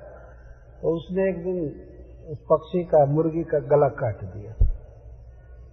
गला काट दिया तो अंडा आना भी बंद हो गया, तो मर गई, खत्म हो गई। तो इसी तरह से जो लोग शास्त्रों के एक अंश को मानते हैं, दूसरे को नहीं मानते हैं, तो अर्ध कुकुट की तरह उनको अंडा नहीं मिलेगा, अर्थ नहीं ले पाएंगे। तो भगवान श्री कृष्ण की इन लीलाओं पर भी विचार तो करना चाहिए ना। मरे हुए गुरुपुत्र को ला दिए,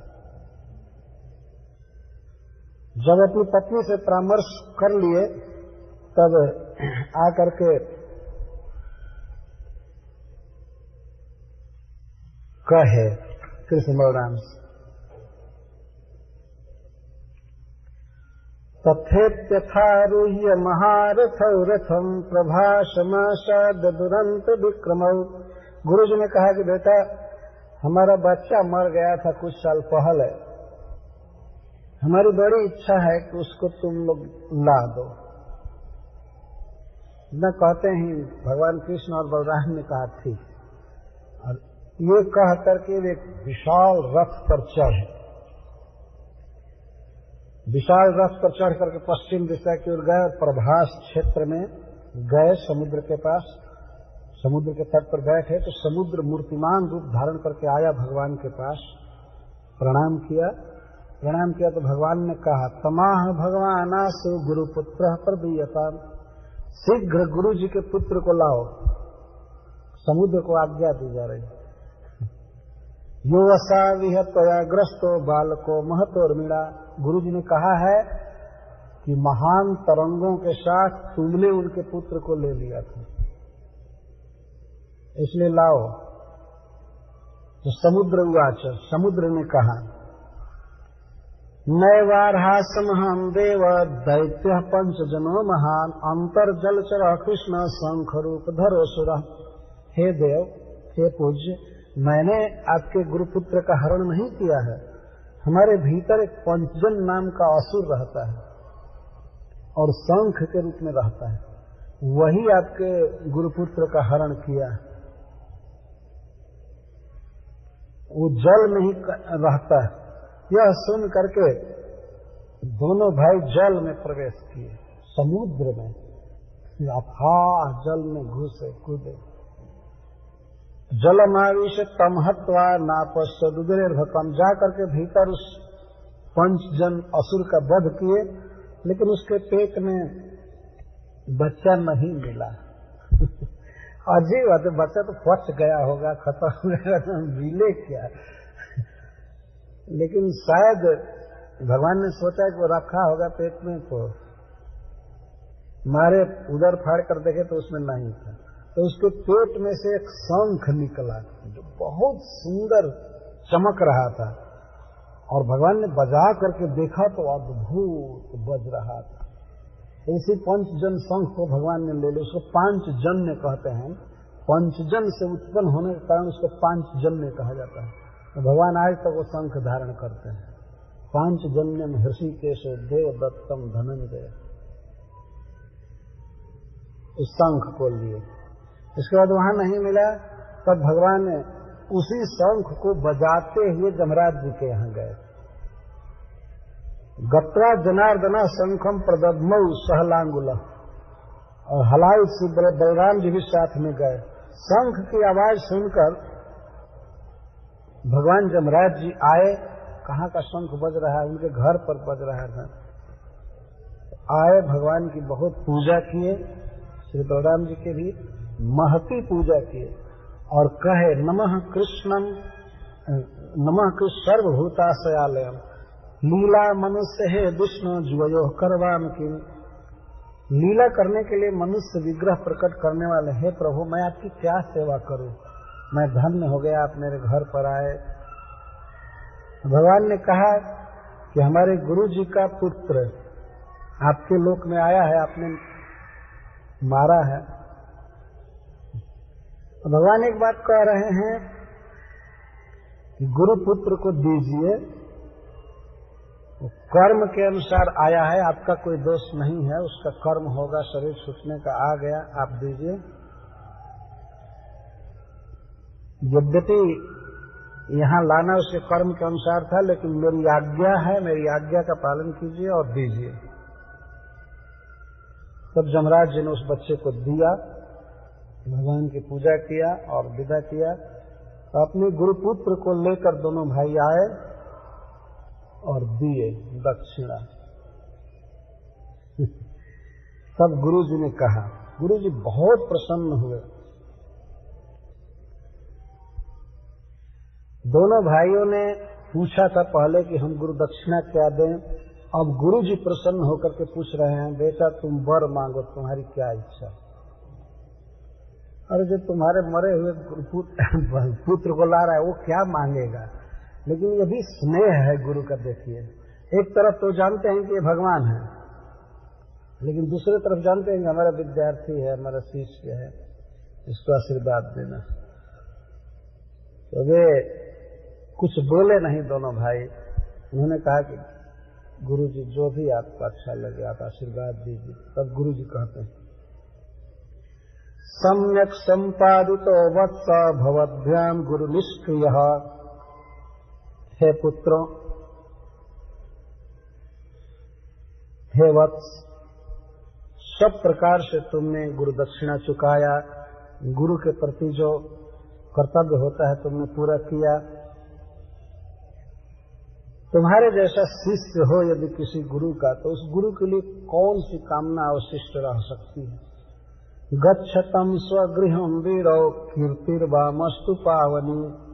हे वीरों, आप घर जाओ, तुम्हारा पावन जस सारे जगत में फैलेगा। तुम दोनों बहुत बड़ा बड़ा कर्म करोगे, ये गुरु का आशीर्वाद। पावनी कीर्ति फैलेगी चारों तरफ। और हमने जो तुम्हें वेद पढ़ाया है, ये वेद शास्त्र कभी भी विस्मृत नहीं होंगे तुमसे। यहाँ तक कि इस जन्म में तो रहेंगे ही हैं, आगे भी वे याद रहेंगे। ये आशीर्वाद है। ये तो भगवान का स्वरूप है, वो ज्ञान घन है। देखिए, पढ़ाने वाले के आशीर्वाद से ही विद्या टिकती है। कोई व्यक्ति पढ़ाया है और हृदय से आशीर्वाद देके विद्या तुम्हारे में टिकी रहे, तब टिकती है, नहीं तो विस्मृत हो जाती है। आशीर्वाद बहुत जरूरी है इस जगत में। मेरे द्वारा पढ़ाए हुए वेद शास्त्र तुम्हें इस जीवन में भी याद रहें और अगले जीवन में भी। इस प्रकार गुरु ने आशीर्वाद दिया। तब गुरु से आज्ञा लेकर और हवा के वेग से चलने वाले रथ पर बैठकर दोनों भाई पुनः मथुरा आ गए। और अब आए तो जैसे रेल सीटी देते हुए चलते हैं, वैसे वे लोग 5 जन शंख बजाते आ रहे थे मथुरा, बहुत दूर से। तो लोग सुने तो कहीं इतना सुंदर शंख कौन बजा रहा है, बड़ा हर्ष हुआ। देखिए, तो विजय प्राप्त करके, विद्या पढ़ करके और गुरु दक्षिणा चुका करके दोनों भाई पुनः मथुरा आ गए। समनंदन प्रजा सर्वा दृष्ट्वा राम जनार्दन हो अपश्यंतो बहुहानि नष्ट लब्ध धनाइव। मथुरा की प्रजा को, जनता को इतना सुख हुआ कृष्ण और राम को देखकर, लगा कि जैसे बहुत दिनों से धन नष्ट हो गया था और पुनः नष्ट धन मिल गया, और फिर कृष्ण के मुख को देखेंगे, पिएंगे। इस प्रकार श्री कृष्ण मथुरा में रहने लगे। इसके बाद भगवान उद्धव जी को भेजेंगे ब्रज में और अक्रूर जी को हस्तिनापुर। ये 2 कथाएं इसके बाद। लेकिन मैंने इस बार भगवान श्री कृष्ण और बलराम की मथुरा लीला को लिया था। यह कथा आज यहाँ पूरी हो रही है। आप सब भक्तों को बहुत बहुत धन्यवाद है जिन्होंने इस कथा के आयोजन में भाग लिया, सुना। वास्तव में यही जीवन है। भगवान श्री कृष्ण की लीलाओं को कहने और सुनने से उनके साथ रहने का एक संयोग मिलता है। भगवान की इस तरह से याद करनी चाहिए। और सामूहिक कर्तव्य तो पूरा हुआ, लेकिन व्यक्तिगत कर्तव्य तो चालू हुआ। सबको पढ़ना चाहिए श्रीमद् भागवतम। कुछ समय तो जरूर पढ़ना चाहिए। वास्तव कम से कम 15 मिनट, 20 मिनट, आधा घंटा भी तो पढ़े। तो हमें तो बड़ा आनंद आया। मैं भगवान कृष्ण की लीला में उनके साथ चलता था। कहने में ज्यादा मन लगाना पड़ता है।